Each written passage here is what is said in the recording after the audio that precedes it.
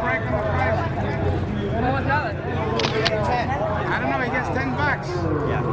We just got You told him he should give you a break. Yes. Which one? We got the Thunder Bike. Alright, what's your name? Smart?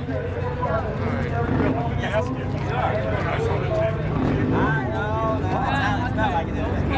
It smells the same. It does have a good sound. Motor right there. I had that good talk from a while back. Trying to be wrong.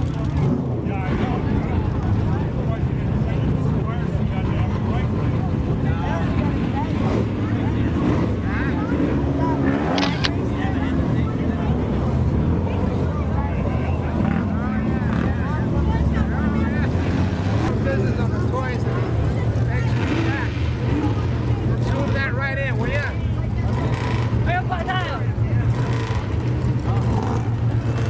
What time's his next run? 9 o'clock? 8:30? I missed the first run. How was it? Good. I finally got it running right. What did he crank? 125?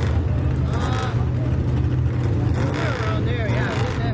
That's about what I used to crank back in 68, 70. That one was, that's when I put the supercharger on it. I think I gave him a picture. I'll have to send you a picture of the truck when it's really blasting away.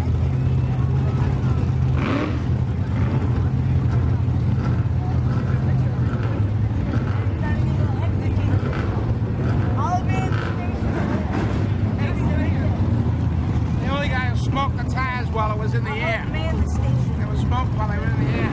I know that Danny O'Day was smoking them on the ground, but I could smoke them when it was in the air. Interesting story to tell.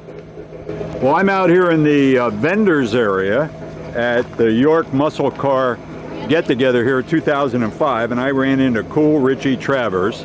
And Richie, you are and have the distinction of being one of those few people that ever did the wheel standing routine back in the day with two different vehicles here. The Dodge Fever and the Dodge Material wheel standing vehicles. Welcome to the show, Richie. Thank you very much. Thank you very much, Jim. We've been talking a little bit about the days, and of course you come out with a display of some of your pictures and videos and things like that, and you're reliving those days back in, I guess it was the 1970s when you were doing this, huh? Late 60s, early 70s. Wow. That's correct, yeah. What did it really take to become certified to run a wheel stand vehicle back in the 1970s? Well, in the early days of wheel standing, basically it didn't take anything, but after a few unfortunate accidents with wheel standers, the NHRA decided you had to have a license, and your vehicle had to be licensed. And in between the time that I drove Dodge Fever and Dodge Material, they started a licensing program. So I wasn't grandfathered in as the previous wheel standers were, like Bill Golden and Shrewsbury and Bill Shrewsbury and Bill and Hemi on the Glass and the rest of them. Right. So what happened was I was out of it for about a year or so. I went racing a gasser, and then came back and decided to build another wheel stand at Dodge Material. And so in order to get my license on that, I had to go to a track in York. US 30 was the track I did go to for my initial single pass wheel standing run. Yeah. I had to get the track manager to sign off on it, which he did after he saw the run. And then in order to get my side-by-side competition, I had Fran Monahan, who was running Jiminy Cricket and his new truck at the time, the Fran Monahan truck, signed off a few weeks later on a side-by-side competition down in Maple Grove. How about and that?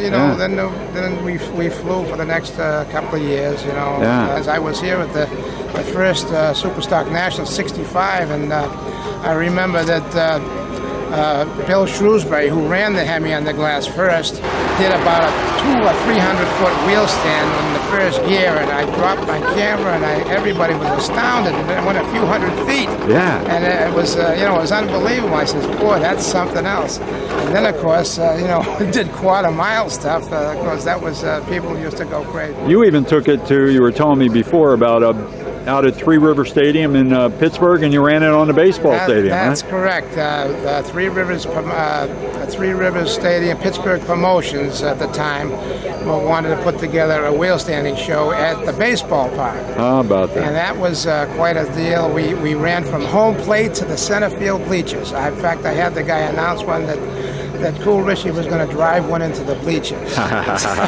Into the bleachers. That's cool. It was pretty good because what they had a whole bunch of haystacks piled up at the back, and they only had this one exit.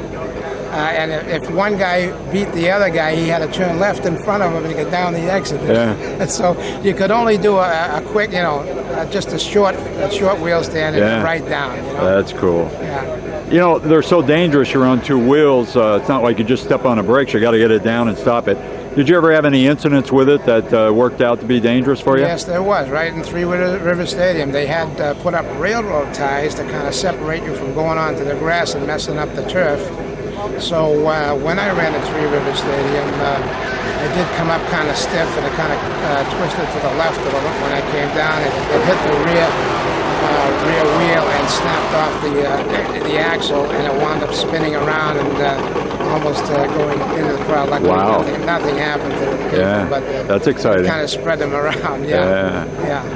Well, Richie, we want to thank you for coming out to our muscle car get-together here at York US 30 and sharing a special part of history with us, because those wheel standers put on a show like I just couldn't believe back in those days, and it was a special bunch of people that would want to do that, because buddy, you wouldn't get me doing it. Thanks a lot, Jim. I appreciate it. Yeah, no doubt.